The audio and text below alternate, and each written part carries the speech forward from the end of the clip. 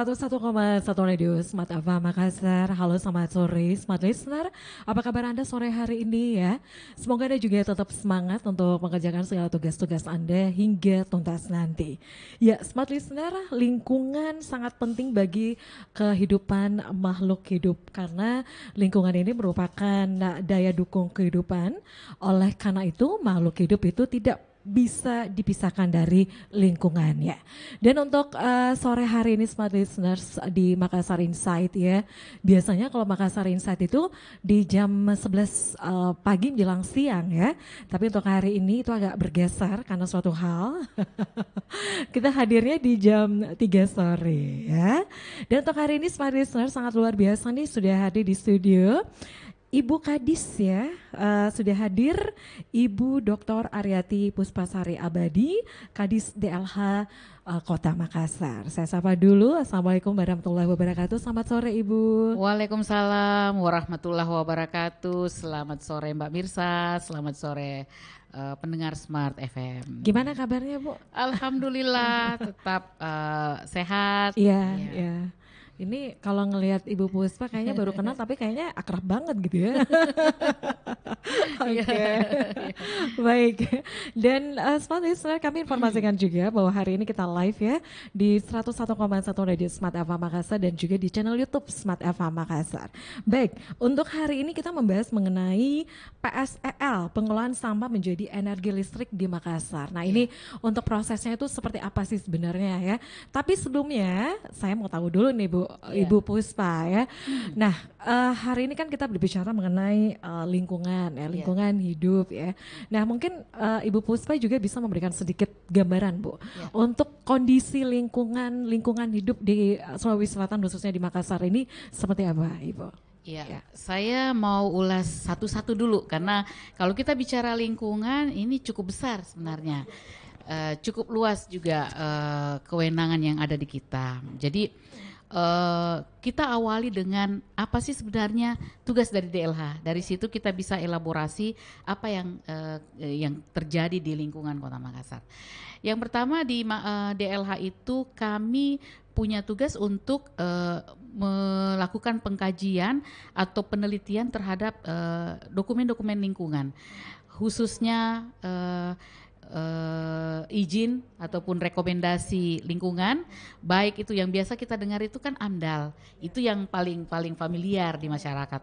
Tetapi selain AMDAL ada yang namanya UKL UPL, ada yang namanya SPPL. Jadi itu berdasarkan dari ukuran atau besaran usaha yang dilakukan atau aktivitas yang dilakukan terhadap lingkungan. Yang kedua, kita juga bertugas untuk melakukan tata kelola pengendalian pencemaran lingkungan. Ini yang menarik karena kita tahu bahwa pencemaran di lingkungan itu ada yang pencemaran di air, tadi ada di darat, ada di udara dan sama-sama punya kontribusi yang cukup yang cukup besar kalau ada salah satunya yang memang punya konsentrasi yang cukup besar. Contoh misalnya kalau aktivitas industri ataupun misalnya mohon maaf biasanya masyarakat tuh membakar sampah itu juga sebenarnya pencemaran udara ya terasa. Jadi ukuran-ukuran seperti itu juga kami lakukan di DLH. Pencemaran misalnya perairan ataupun misalnya drainase atau yang banyak kita lakukan itu misalnya di kanal atau di sungai. Itu misalnya itu kita juga lakukan pengukuran kualitas air, kualitas udara, termasuk juga dengan kualitas tanah. Selain itu juga kami juga bertugas untuk terkait dengan tata kelola sampah dengan limbah B3. Jadi kalau sampah ya ini yang paling seksi sebenarnya karena semua orang terdampak dengan itu dan kita juga sebenarnya adalah sumber sampah. Ini nanti akan cerita ke PSEL. Jadi ini nanti muaranya ada di PSEL. Selain itu ada limbah B3. Limbah B3 itu adalah limbah yang memang limbah khusus tata kelolanya dan itu tidak dibuang ke TPA, ada perlakuan khusus di situ.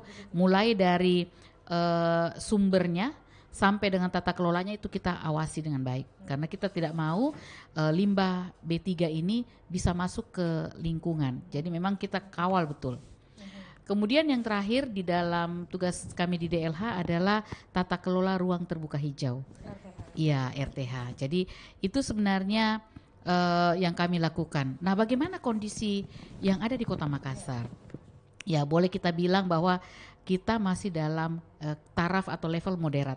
Ya, kalau misalnya di sisi kualitas udara, kebetulan kami punya alat pengukur, tetapi memang masih sangat terbatas jangkauannya. Kalau itu memang online kami selalu lakukan pantauan setiap saat update. Memang kalau kualitas udara yang ada di Kota Makassar itu masih dalam level yang bisa ditoleransi, dalam level baik. Kadang memang kalau dalam kondisi hujan seperti ini, kondisi udara kita lebih bagus. Jadi ada ukuran-ukurannya. Alhamdulillah selama saya di DLH saya belum pernah dapat nilai kualitas udara itu yang di angka yang cukup mengkhawatirkan, karena memang kita juga kurang ya industri yang ada di sini, Mbak Mirsa. Kemudian kalau kita bicara terkait dengan kondisi pencemaran, nah ini juga yang menjadi kerja-kerja kita, karena semakin banyak aktivitas-aktivitas bisnis, baik itu perhotelan, makan, usaha-usaha yang lain, industri, itu juga kan punya kontribusi ke lingkungan. Nah itulah yang kami juga tetap lakukan pengawasan, sehingga buangan atau limbah yang dihasilkan oleh baik itu industri, rumah tangga dan usaha-usaha yang lain itu kita minta untuk dikelola dulu dalam bentuk IPAL ya, sebelum dia dibuang ke lingkungan gitu. Jadi ada tata kelolanya, penanganan limbahnya sebelum memang masuk ke lingkungan dengan kadar atau konsentrasi yang bisa ditoleransi oleh lingkungan. Kemudian terkait dengan sampah, nah inilah nanti yang kita ulas lebih banyak. Saya sebentar kita pending aja ini yang sampah, tetapi untuk RTH. Nah saya mau cerita tentang RTH. Memang di dalam regulasi yang ada, kita diwajibkan seluruh pemerintah, baik itu pusat, provinsi maupun kota, ruang terbuka hijau itu minimal 30%.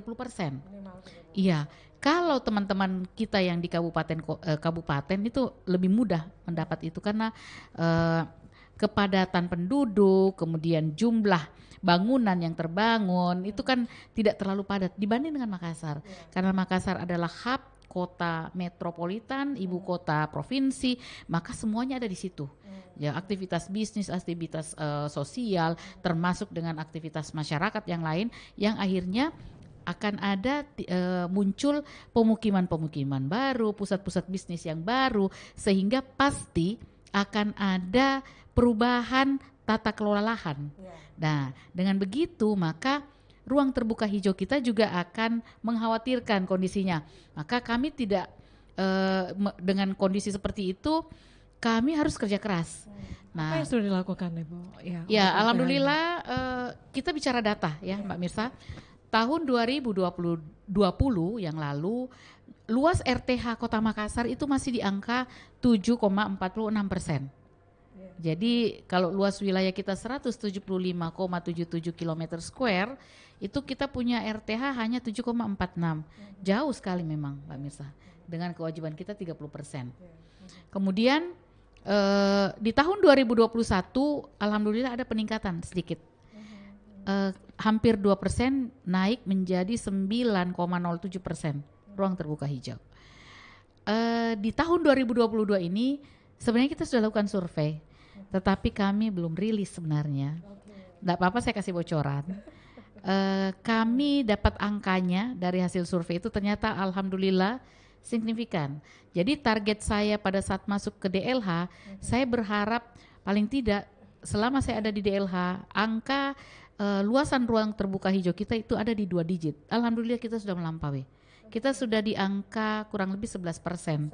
Artinya target saya 1 tahun lebih di DLH ini mudah-mudahan bisa kita pertahankan, bahkan kita bisa tingkatkan. Kita sudah di angka 11% sebenarnya. Nah, dari 11% itu sebenarnya memang masih sangat minim, karena kita punya kewajiban pengadaan ataupun RTH itu bukan hanya tanggung jawab pemerintah. Kalau dalam regulasi itu komposisinya sebenarnya minimal 20% itu pemerintah yang siapkan. Kemudian minimal 10% itu harus dari private sector yang ada di pemukiman, yang ada di pusat-pusat bisnis. Kalau ada hotel terbangun tuh harus ada, ruko-ruko itu minimal 10% ada ruang terbuka hijaunya. Jadi sebenarnya setiap aktivitas usaha maupun kegiatan sosial dia harus menyisakan lahannya minimal 10% untuk ruang terbuka hijau. Baik itu dia dalam bentuk horizontal, mendatar, ataupun dia dalam bentuk vertikal. Jadi tidak ada alasan sebenarnya Mbak Mirsa bahwa lahan kami terbatas, ini hanya cukup untuk bangun. Ya kalau memang dia terbatas untuk landed, kita jadikan dia sebagai RTH yang vertikal. Karena itu juga sebenarnya nilai estetikanya lebih bagus karena dia lebih kelihatan indah. Nah ini juga salah satu efeknya adalah orang yang ada di situ, beraktivitas di situ pasti lebih merasa nyaman karena ruang terbuka hijau itu sebenarnya juga memberikan dampak yang positif terhadap orang-orang yang beraktivitas di situ. Karena ya kita sudah tahu bahwa dengan adanya tanaman dia kan akan produksi oksigen, kemudian dia akan menyerap karbon yang ada di udara. Jadi sebenarnya sangat membantu kita yang beraktivitas di sekitar tempat itu. Oke. Baik, Bu Puspa tadi seperti informasikan ya untuk targetnya untuk RTH itu kan sebesar 30% ya. Dari 7,46%, kemudian di 2021 9,07%. Kemudian di 2022 itu mencapai 2 digit gitu ya 11%. Nah, tentu ini merupakan hal yang tidak mudah Ibu Puspa untuk bisa mencapai target 2 digit ini ya. Dari DLH sendiri apa saja yang sudah dilakukan, Bu? Luar biasa kerja keras kita di DLH. Yang pertama melakukan pemeliharaan dan penanaman pohon-pohon pelindung. Jadi kita juga berusaha setiap ruas-ruas jalan yang memang masih kita anggap kurang pohon pelindung itu kita tambahkan. Nah, itu juga menjadi faktor penambah mungkin ya untuk ruang terbuka hijau. Yang kedua yang harus kita pikirkan adalah keterlibatan masyarakat. Karena sebenarnya ruang terbuka hijau ini juga kita punya tantangan yang cukup besar. Kita berperang dengan ini. Yang pertama aktivitas ekonomi. Ya, jadi para pengusaha itu biasanya kalau mau membangun biasanya tidak semua, tapi sebagian besar saya perhatikan kalau mereka mau membangun pasti yang dikorbankan ruang terbuka hijau. Paling tidak pohon pelindung. Jangan pergi jauh-jauh menebang pohon. Padahal menebang pohon juga itu ada regulasinya. Jangankan menebang pohon di ruang private, di ruang publik maksud saya, di ruang private pun juga itu ada tata kelolanya. Karena dia tetap diwajibkan menyiapkan 10% dari luas lahan yang dia miliki meskipun itu private.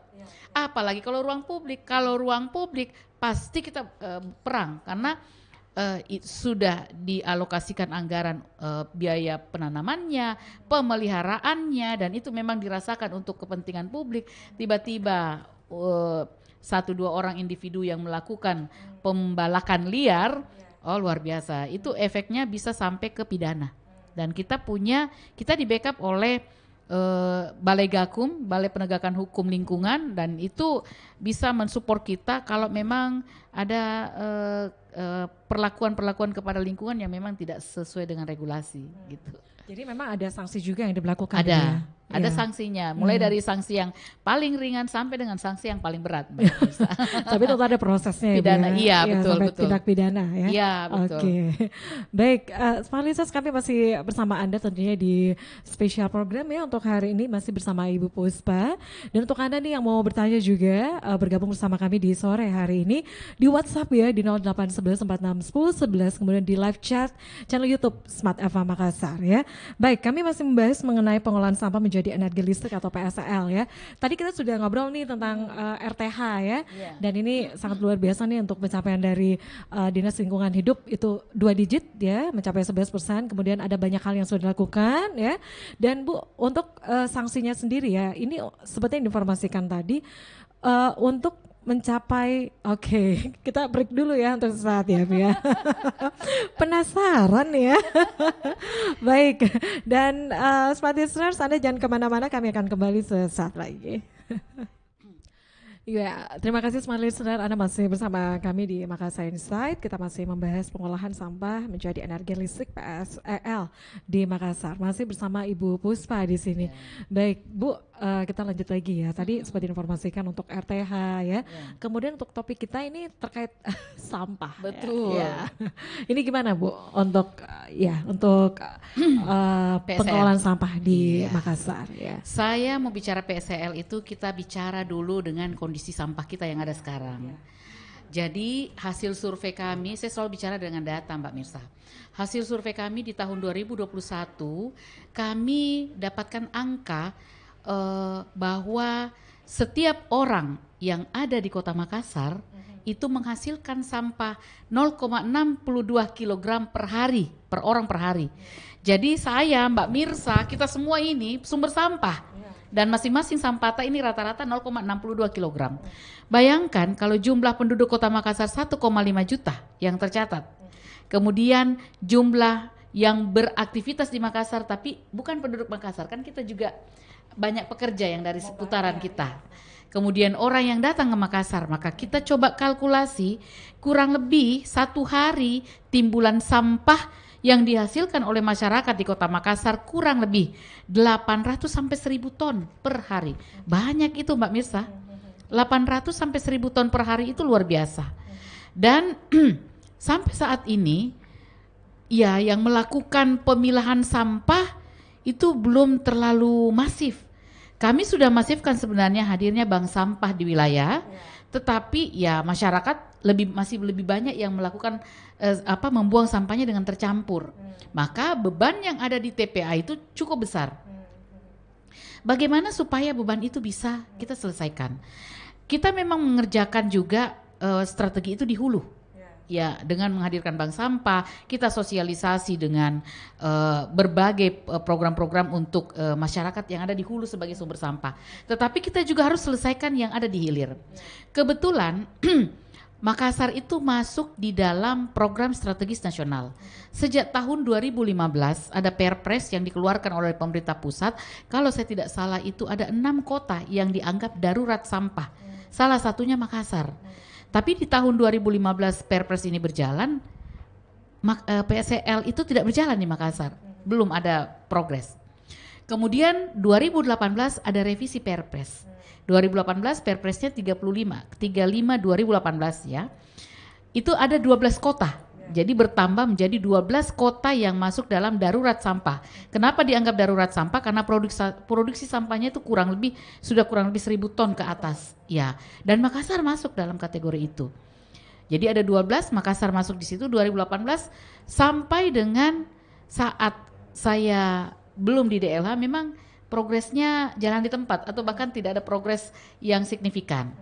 Nah, begitu saya ditugaskan oleh Pak Wali Kota untuk masuk ke DLH, memang salah satu tugas utama saya adalah penanganan sampah, khususnya program atau PSEL ini harus kita jalankan karena memang kita sudah harus menggunakan teknologi dalam tata kelola sampah yang ada di TPA.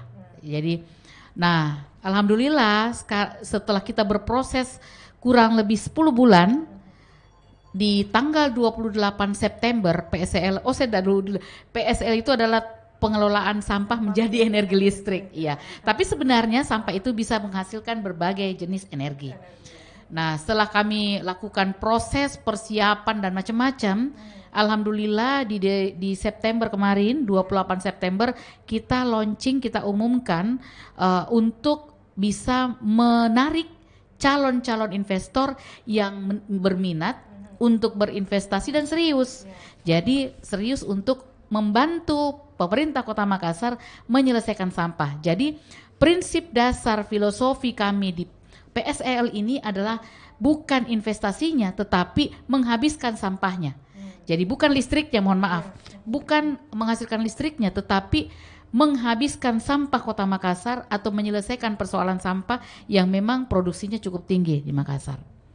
Nah, setelah proses itu ternyata alhamdulillah terjaringlah ada 36 calon yang menyatakan minat untuk berinvestasi di PSEL-nya Makassar.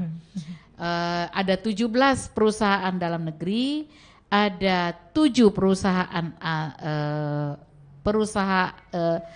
modal asing PMA, ya, ada 12 yang perusahaan asing murni. Jadi perusahaan modal asing dengan asing murni agak berbeda. Ya, itu ada 12. Jadi ada sekitar beberapa negara, termasuk juga di Indonesia ada dari Australia, ada dari Singapura, Jepang, Korea Selatan, kemudian China yang paling banyak peminatnya, ada dari Eropa juga, ada dari Jerman juga yang masuk gitu. Jadi berbagai negara gitu ya Bu? Betul, dengan menawarkan berbagai teknologi. Tetapi saya ingin menekankan bahwa yang pertama filosofinya saya sudah sampaikan bahwa prinsip dasar kita adalah menyelesaikan sampah, menghabiskan sampahnya Makassar. Yang kedua, kami open teknologi, multi teknologi. Silahkan investor masuk, dia mau apa akan menggunakan teknologi, tapi dalam catatan kita bold dia ramah lingkungan. Teknologinya harus ramah lingkungan gitu. Ya, tentu untuk teknologi yang digunakan untuk ramah lingkungan, apakah itu ada semacam hal yang dilakukan, bagaimana teknologi yang digunakan begitu Bu? Apakah ada tim yang dibentuk atau bagaimana? Betul sekali. Jadi kita punya tim ahli yang akan mensupport terkait dengan penilaian teknologi yang ditawarkan oleh calon investor, termasuk juga kita mendapatkan pendampingan dari berbagai kementerian.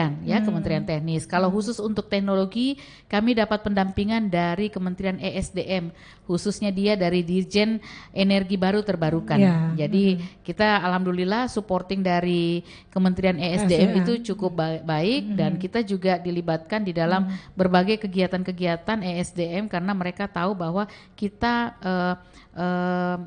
berminat dan memang support juga terhadap kegiatan PSCL ini. Oke, Ibu untuk proses ataupun teknologi yang digunakan itu benar-benar murni dari investor atau bagaimana Bu? Iya betul.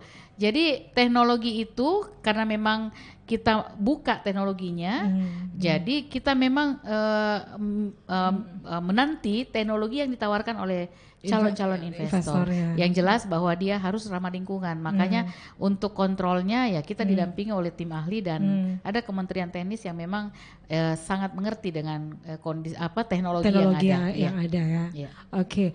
Untuk progresnya nih Bu, ini nanti di 2023 atau bagaimana nih kira-kira? Ini masih dalam progres tahapan pemilihan.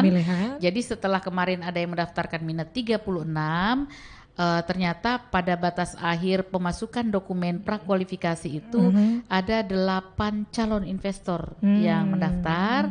Saat ini karena bukan kami di DLH, tetapi ada tim independen yang dibentuk untuk melakukan pemilihan calon investor. Nah, 8 calon investor ini sementara dilakukan evaluasi terhadap dokumen yang mereka masukkan. Nah, kita tunggu hasil evaluasinya. Setelah evaluasi ini diumumkan, mudah-mudahan dari 8 calon investor ini semuanya lolos prakualifikasi. Karena sebenarnya semakin banyak yang berkompetisi, maka peluang kita juga untuk dapat memilih itu lebih bagus. Jadi setelah misalnya sudah ada hasil dari prakualifikasi, maka ini akan dilanjutkan ke tahapan selanjutnya yaitu tender. Nah, setelah tender terpilih calon investor, maka masuklah tahapan selanjutnya. Jadi masih panjang tahapan ini. Gitu. Oke, jadi itu ya Bu ya, seleksi berkas ya. Masih seleksi berkas. Dokumennya apakah sudah sesuai. Jadi untuk investor itu bukan hanya kemampuan berinvestasi, bukan cuman investor yang banyak uangnya, tetapi dia juga harus menawarkan teknologi. Jadi teknologinya juga harus bersaing gitu. Teknologi yang ramah lingkungan. Kalau bisa sih teknologinya yang ekonomis gitu ya Bu ya. Tapi ramah lingkungan. Dan paling efisien pengeluarannya, ramah lingkungan, kemudian dia juga punya kemampuan finansial yang kuat, sehingga kita berharap pada saat mereka menangani proyek PSCL ini itu bisa berkelanjutan sampai dengan pengoperasian dan sampai dengan batas waktu perjanjian kerjasama kita. Oke, Ibu tentu ini juga bisa menjadi masukan ya daripada investor yang memang yang ikut seleksi berkas gitu ya. untuk teknologi yang mereka gunakan ya, mungkin bisa dilihat ya track record mereka gitu kan. Betul. Ya. Jadi memang di persyaratan prakualifikasi itu kita juga harus melihat apakah mereka sudah melakukan itu di proyek yang lain. Jadi memang juga minimal dia sudah pernah melakukan di proyek-proyek PSEL model seperti itu di tempat yang lain. Itu menjadi poin juga bagi tim penilai dalam memberikan penilaian ya. Oke. Baik, kita masih lanjut lagi nih ya, Bu. Ada live chat yang masuk, saya coba baca dulu. Selamat sore Bu Puspa.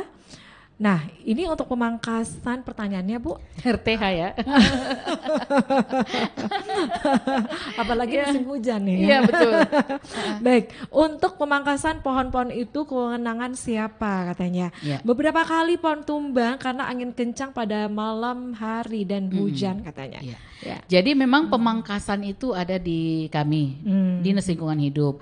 Tetapi perlu masyarakat tahu bahwa tenaga kami di RTH khusus untuk unit reaksi cepat penanganan pohon itu hanya kurang lebih ada hampir 60 orang. Dengan luasan wilayah Kota Makassar yang cukup luas, ini luar biasa karena kita punya 6 tim.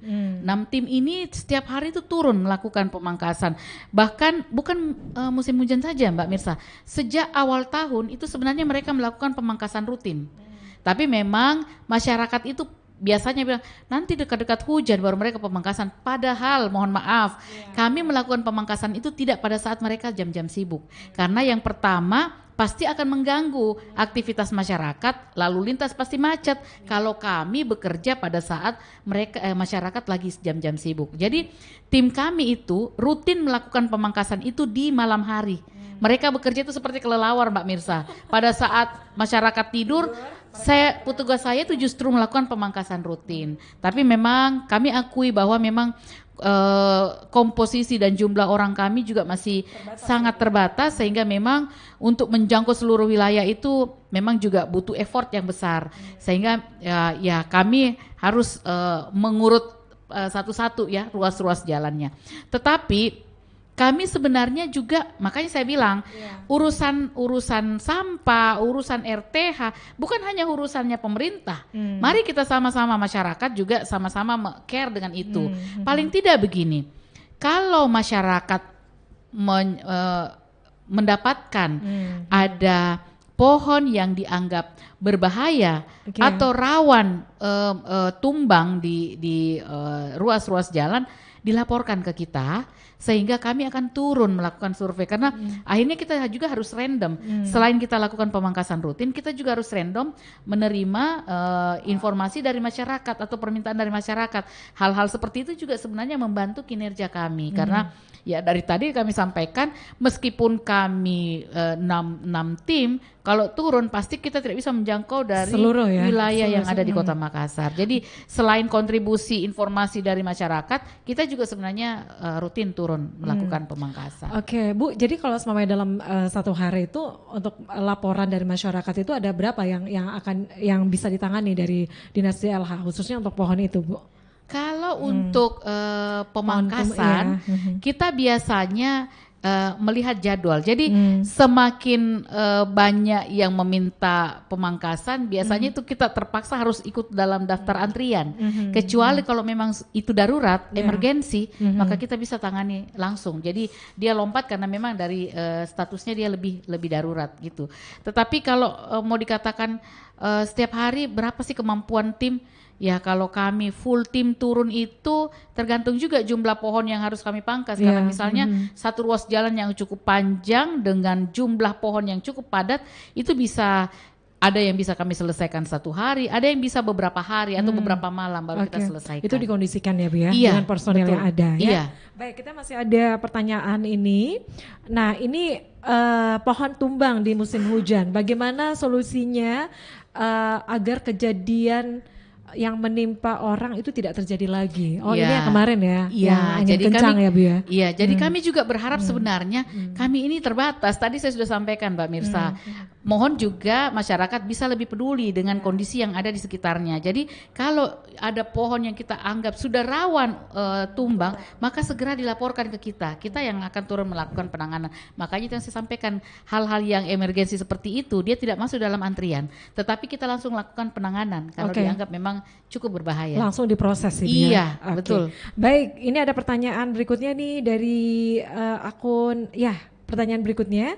Bu, saya di Anjungan Metro katanya ini banyak pohon-pohon yang belum ditebang katanya di situ. Nah ini gimana nih? Waduh. Kewenangannya siapa nih Bu kalau di sekitar Anjungan Metro ya? Anjungan Metro atau Metro Tanjung Bunga Metro atau Tanjung Bunga nih. Oh, Metro Tanjung Bunga. Iya. Justru sebenarnya Metro Tanjung Bunga itu kita harus lakukan penghijauan. Kita harus tambah pohon pelindung gitu.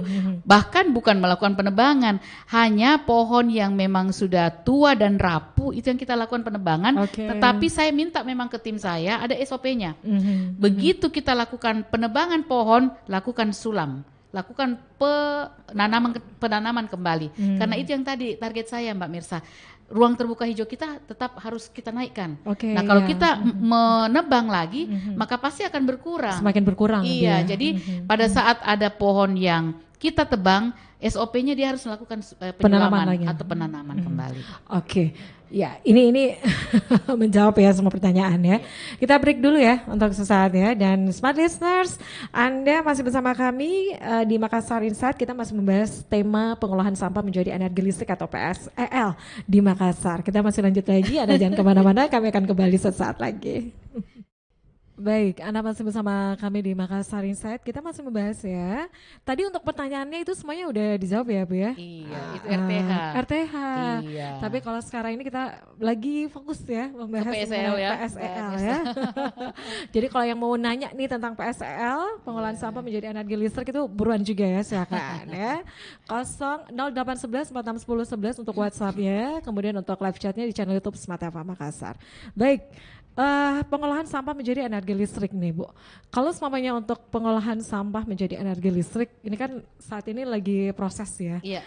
proses untuk Pemilihan calon investor. Nah untuk manfaatnya sendiri dari pengolahan sampah menjadi energi listrik ini seperti apa sih Bu? Iya, Untuk di luar Makassar, biasa ya. Kalau saya bicara manfaat terkait dengan hadirnya teknologi pengelolaan sampahnya, saya tidak mau fokus ke apa yang dihasilkan ya. Kalau yang dihasilkan itu misalnya listrik, biogas, kompos atau dan lainnya.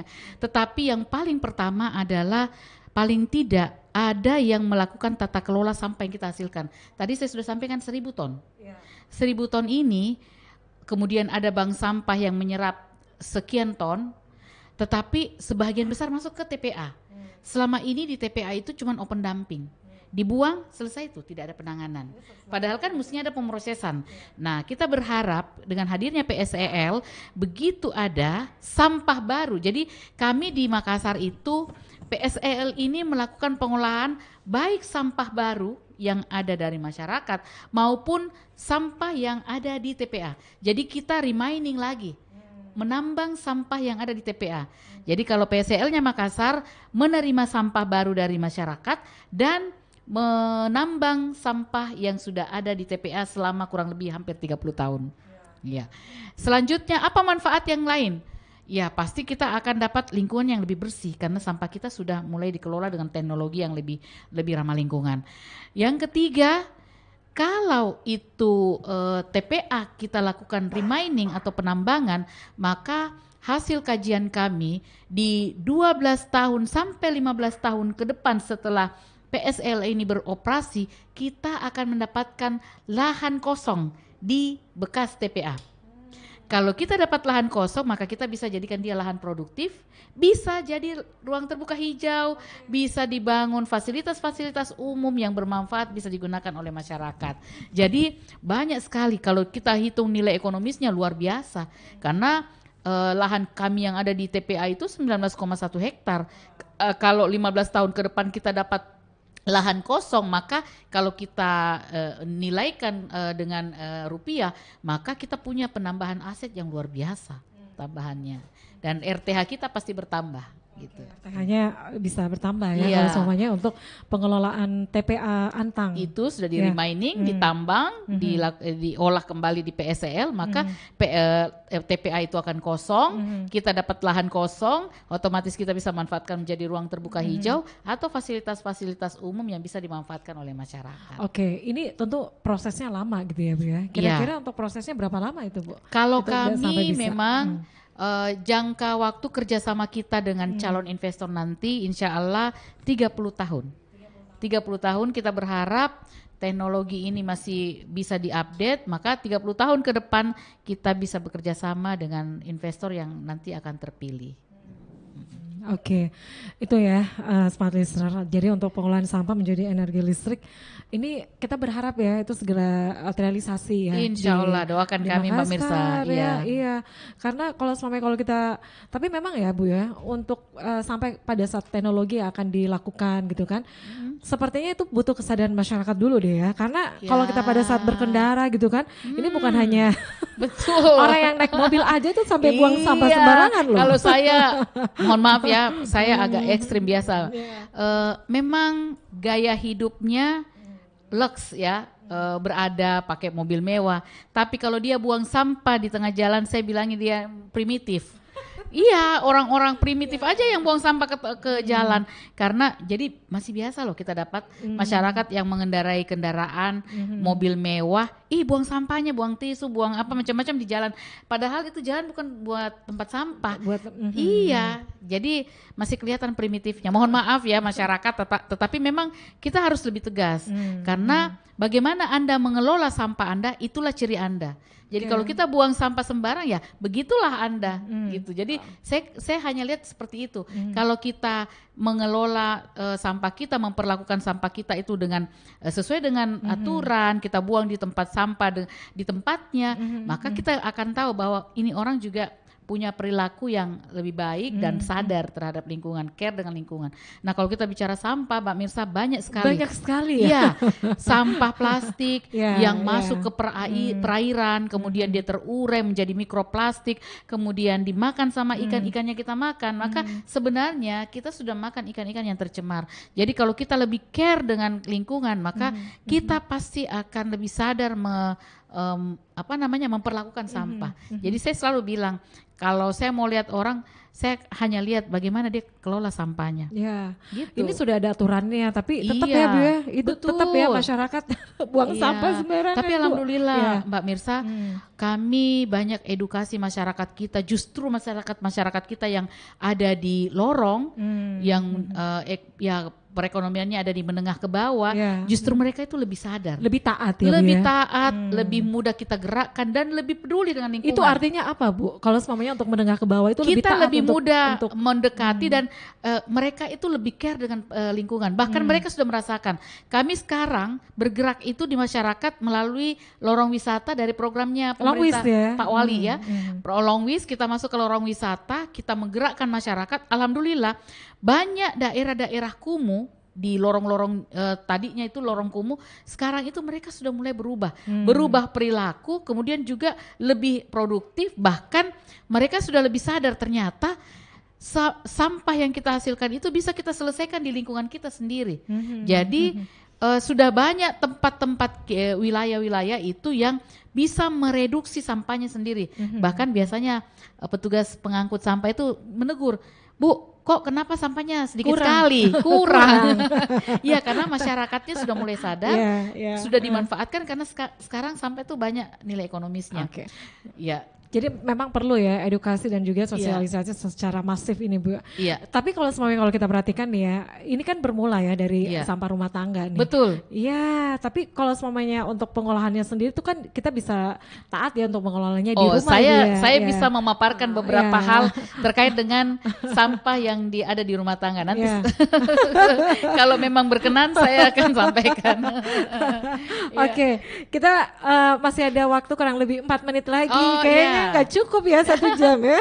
Tidak apa-apa, saya secara umum saja tadi Oke, kan Bu, saya iya. tergelitik dengan Mbak Mirsa terkait dengan bagaimana tata kelola sampah yang ada di rumah tangga. Saya lupa tadi jelaskan bahwa ternyata di hasil survei kita juga kami dapatkan angka ternyata sampah yang kita hasilkan semua ini 52 sampai 55% itu adalah sampah organik atau notabene sisa makanan Sisa dan makanan. lain-lain.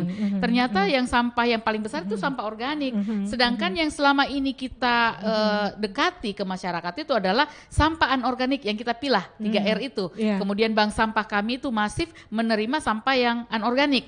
Nah, dengan kondisi seperti hasil survei yang kami dapatkan, alhamdulillah tahun 2022 ini kebetulan juga memang ada lorong wisata, maka kami insert di bank sampah yang tadinya hanya mengelola sampah anorganik, sekarang kami bantu masyarakat dengan sampah organik. Jadi sampah sisa makanan sekarang itu banyak manfaatnya, punya nilai ekonomis. Kami insert program Magot. Jadi budidaya maggot itu dikelola oleh masyarakat di wilayah di lorong wisata karena maggot ini yang akan mengkonsumsi sisa makanan. Kemudian yang kedua kami insert juga adalah program pembuatan ekoenzim. Ekoenzim ini bahan bakunya adalah dari sisa bukan sisa buah atau kulit buah atau cacahan sayur segar. Kemudian minyak jelantah, jangan lupa Mbak Mirsa, minyak jelantah ini salah satu persoalan juga karena banyak ibu rumah tangga itu membuang ke drainase. Kami sekarang turun itu banyak masif. Jadi selain sampah anorganik yang diterima oleh bank sampah, sekarang bank sampah yang kami bina itu sudah mulai mengelola sampah organik sehingga kita berharap sampah yang dihasilkan oleh masyarakat yang ada di wilayah itu sebenarnya sudah diselesaikan oleh masyarakat sendiri. Jadi tidak perlu lagi dibuang ke TPA. Jadinya semakin menumpuk ya. Itu sudah berapa meter itu ketinggiannya Bu ya? Kalau TPA itu sudah ada ketinggian 30 sampai 50 meter dengan luasan 19,1. Jadi bayangkan memang kita sudah darurat sampah. Ada yang pernah mengatakan juga katanya mau dialihkan ataupun dipindahkan katanya lahan baru katanya Bu. Kalau untuk kita buka TPA. lahan baru berarti kita tidak berusaha untuk menyelesaikan persoalan. Sehingga strategi kita adalah teknologi. Teknologinya yang sekarang ini ya. Oke, kita closing statement dari Ibu Puspa nih. Saya ingin menyampaikan kepada masyarakat bahwa kesadaran kita untuk memperlakukan atau mengelola sampah kita itu memang harus kita mulai dari sumber sampah, dari diri kita sendiri. Kita masing-masing ini adalah sumber sampah sehingga saya berharap masyarakat bisa melakukan pemilahan baik itu secara 3R sampah anorganik termasuk dengan sampah organik sehingga beban lingkungan kita itu juga lebih bisa kita minimalkan, kemudian beban yang ada di TPA juga bisa jauh berkurang. Dengan demikian sampah yang kita kelola itu bisa kita minimalkan dan juga punya nilai ekonomis, nilai tambah yang bisa dijadikan sebagai tambahan pencarian ataupun tambahan penghasilan bagi masyarakat yang ada. Ya, jadi memang kita harus pintar-pintar mengolahnya ya. Iya, saya pun nasabah bank sampah loh Mbak Mirsa. Jadi saya juga di rumah, mohon maaf kalau istilah orang Makassar payabo. Saya juga payabo di rumah. Jadi mengumpulkan sampah. Saya pilah kemudian kalau kami di DLH besok itu hari Jumat adalah hari penimbangan. Jadi teman-teman di DLH itu kalau hari Jumat sudah ngangkut sampahnya semua untuk ditimbang, kemudian dimasukkan di dalam buku tabungan bank sampah. Alhamdulillah, iseng-iseng dari sampah yang sebenarnya tidak punya nilai ekonomis kalau menurut orang yang dibuang saja, tetapi kalau kami itu punya nilai sehingga di kantor kami itu sudah tidak ada sampah karena mereka rebutan sampah. Oke, baik. Terima kasih sekali lagi Bu Puspa untuk Sama-sama, informasinya. Mbak Jadi Mirsa. memang sama-sama ya kita ini berusaha untuk mendapatkan lingkungan yang baik dan sehat ya. Bukan saja tugas dari pemerintah tapi tugas kita bersama gitu ya. Baik, sekali lagi terima kasih Bu Puspa. Sama-sama Mbak Mirsa. Terima kasih sudah diundang di Smart Insight ya. Ya, baik. Dan Smart Listener demikian untuk perbincangan saya bersama dengan Ibu Dr. Aryati Puspasari Abadi, Kadis DLH Kota Makassar. Demikian yang saya hadirkan untuk Anda di sore hari ini di Makassar Insight. Saya Mirza Arianti pamit. Selamat sore. Assalamualaikum warahmatullahi wabarakatuh. Waalaikumsalam warahmatullahi wabarakatuh.